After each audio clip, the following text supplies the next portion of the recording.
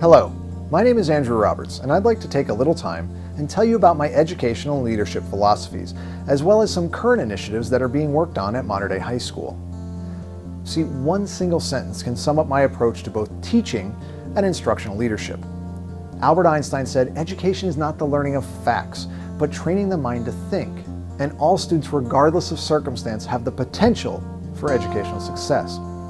How we define that is most important.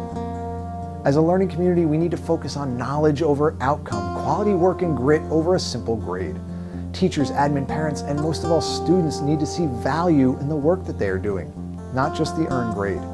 This means creating lessons that focus on mental growth, lifelong learning, and self-challenge. These are the keys to building this mindset. And a school-wide initiative where all teachers, staff, and administrators buy in will help the students rethink how they learn. If there's a communal shift to a learning structure where we de-emphasize grades but re-emphasize knowledge, students will gain mastery while still improving their grades. Now, I've had the honor of working for two amazing administrators, Mr. Kevin Stansberry from Mount Olive High School in New Jersey, and now under Mater Dei's president, Mr. Paft Murphy. Both men have been instrumental in shaping my leadership philosophy, but I want to quote Mr. Murphy here: "Hire the best people and let them do their job." Of course, this is sometimes punctuated with, "and stay out of their way." But we do need to identify and recognize the talent in others and cultivate leadership that best serves the mission of the school. Leaders fail if they try to operate in a vacuum, so it's imperative that we look inward at the people we work with and create autonomous committees and instructional leadership teams focused on carrying forth the mission of the school while inherently concentrating on student growth and achievement.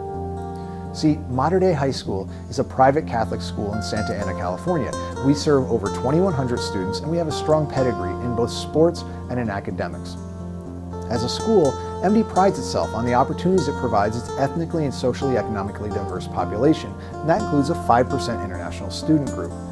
However, during an interview with Miguel Gutierrez, Dean of Attendance and Discipline, we discussed what the administration saw as an ongoing issue, or really rather issues that need to be addressed.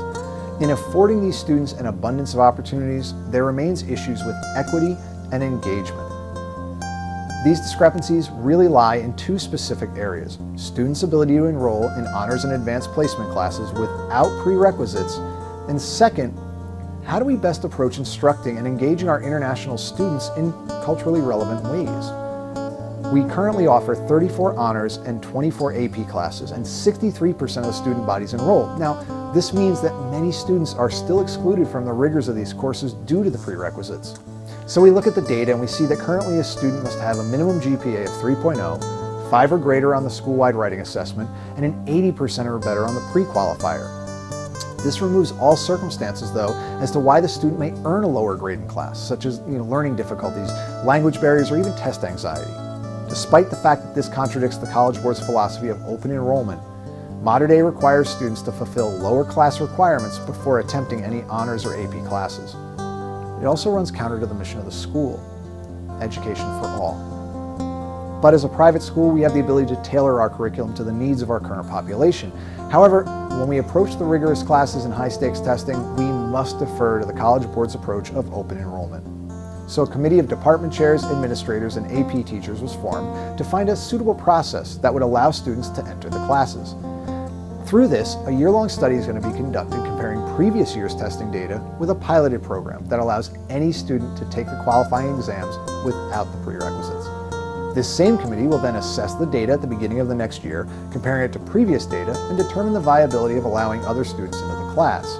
Both pre- and post-test interviews with the students who do not meet the current criteria will be conducted and determine if the rigor was too demanding and therefore negatively overwhelming.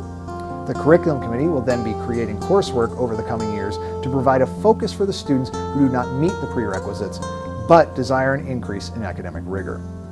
See, there would be an open enrollment policy without setting students up for failure, while at the same time not excluding them from taking the opportunity to try out the exam. For our international learners, we have no set protocols outside of a single program director to facilitate our international students' needs. And unfortunately, this means that many withdraw and they do not actively participate to their fullest. This often creates daunting situations for both the student and the instructor.